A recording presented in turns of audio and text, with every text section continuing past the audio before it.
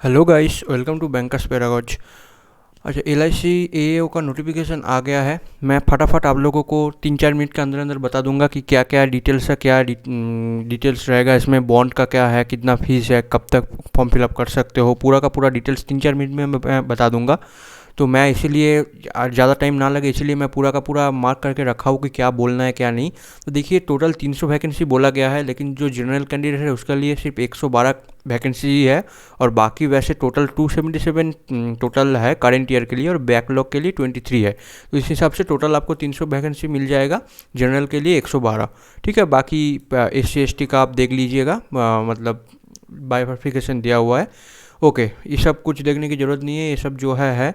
अच्छा देखिए, सबसे इम्पोर्टेंट है एक जो डेट दिया गया है, वो सिर्फ 15 दिन का विंडो दिया गया है, 15 से 16 दिन का। वैसे कि आप 15/1 को मतलब एग्ज़ाम फॉर्म फिलअप शुरू हो जाएगा, फिर 31 जनवरी तक लास्ट डेट है। ठीक है। अच्छा, फिर आपका 17 और 20 तारीख को प्रीलिम्स एग्ज़ाम है, और 18 मार्च को मेंस एग्ज़ाम है। 17 फरवरी और 20 फरवरी को प्रीलिम्स एग्ज़ाम, और 18 मार्च को मेंस एग्ज़ाम है। एज का देख लीजिए, मिनिमम 21 साल है और मैक्सिमम 30 साल है। ठीक है, एज ऑन 1/1/2023, 1 जनवरी 2023 तक आपका एज 21 से 30 के बीच होना चाहिए।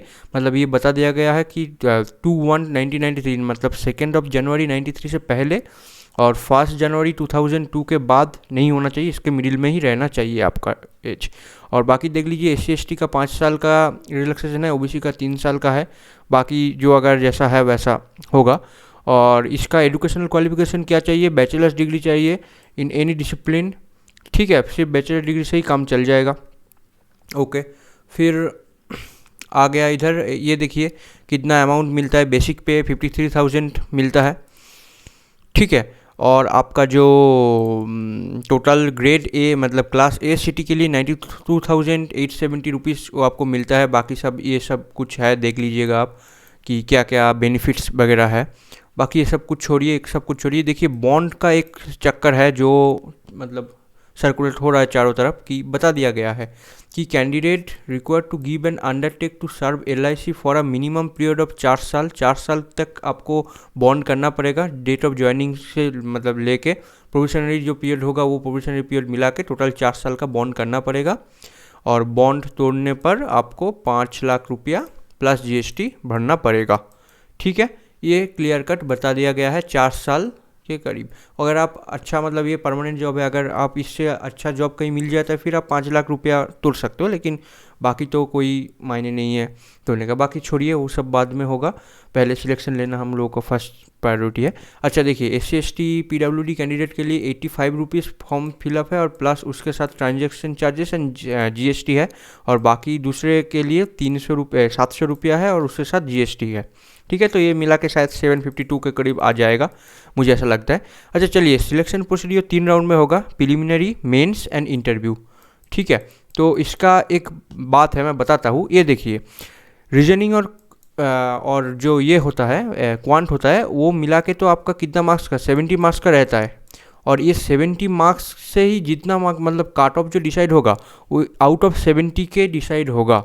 ऐसा नहीं कि पूरा का पूरा 100 से 100 में डिसाइड होगा, सिर्फ ये दोनों में से डिसाइड होगा। रीजनिंग और क्वांट में डिसाइड होगा आपका 70 मार्क्स में से आपको मैक्सिमम मार्क्स लाना है, तभी आपको ये 20 मिनट करके सेक्शनल टाइम है तो उसके होगा। और इंग्लिश जो है, इंग्लिश सिर्फ क्वालिफाइंग इन नेचर है। देख लीजिए, क्वालिफाइंग मार्क्स यहाँ पे दिया गया हुआ है कि 10 मार्क्स क्वालिफाइंग इन नेचर, ऐसे बता दिया गया है। 20 मिनट का सेक्शनल टाइम इसमें भी रहता है 30 क्वेश्चन के लिए। ये बता दिया गया है, English language test will be qualifying in nature and marks in English language will not be counted for ranking.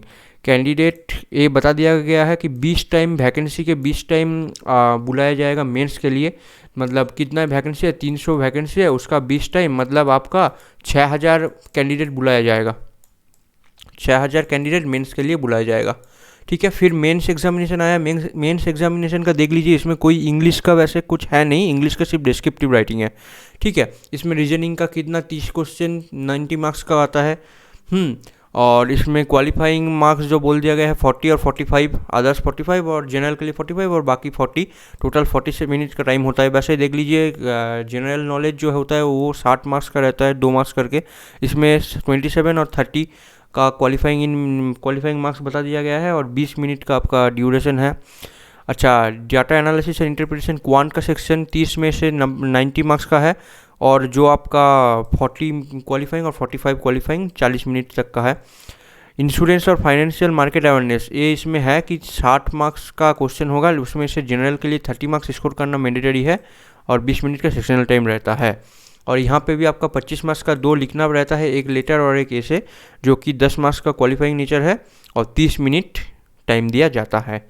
ठीक है, डिस्क्रिप्टिव जो है वो रैंकिंग के लिए नहीं होगा, वो सिर्फ क्वालिफाइंग इन नेचर होगा। ये बता दिया गया है licindia.in करके, आप जाइएगा उधर में। अच्छा, बाकी और देख लेते हैं क्या है।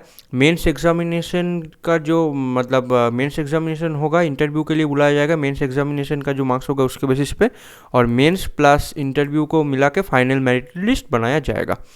अच्छा, और बाकी चीज़ एक दो चीज़ बताना है मेरे को इधर। इंटरव्यू का तो है, जो एक शॉर्ट लिस्टिंग होगा इंटरव्यू से, वो तो पता ही है, 3rd राउंड होगा।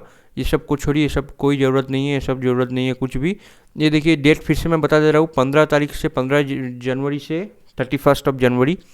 फिर आता है आपका photograph, signature, left thumb impression and handwritten declaration. जो लेफ्ट ये होगा सिग्नेचर होगा वो ब्लैक इंक से होगा लिखा गया है, और जो लेफ्ट थंब इम्प्रेशन होगा वो वाइट पेपर के ऊपर ब्लैक और ब्लू इंक के ऊपर होगा।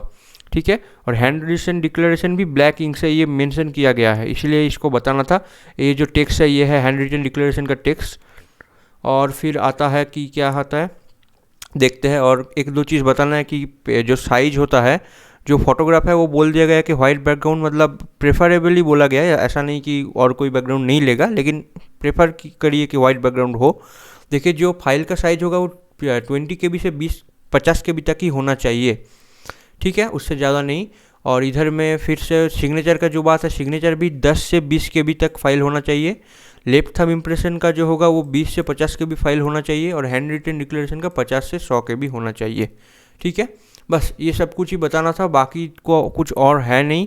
बाकी आप लोग चलिए प्रिपरेशन कीजिए। अभी मैं इसका मेमोरी बेस्ड पेपर रीजनिंग के लिए इसका मेमोरी बेस्ड पेपर मैं लाऊंगा मेरे चैनल में। और बाकी सिडबी का एग्ज़ाम होगा, सिडबी का एक मैराथन में लिया हुआ हूँ, क्या क्या एग्ज़ाम में मतलब प्रीवियस ईयर में क्या आया है क्या नहीं, चैनल को विजिट कर सकते हो, देख लीजिए। बाकी अच्छा लगा तो लाइक कीजिए और चैनल को सब्सक्राइब करना मत भूलिएगा। चलिए बाय।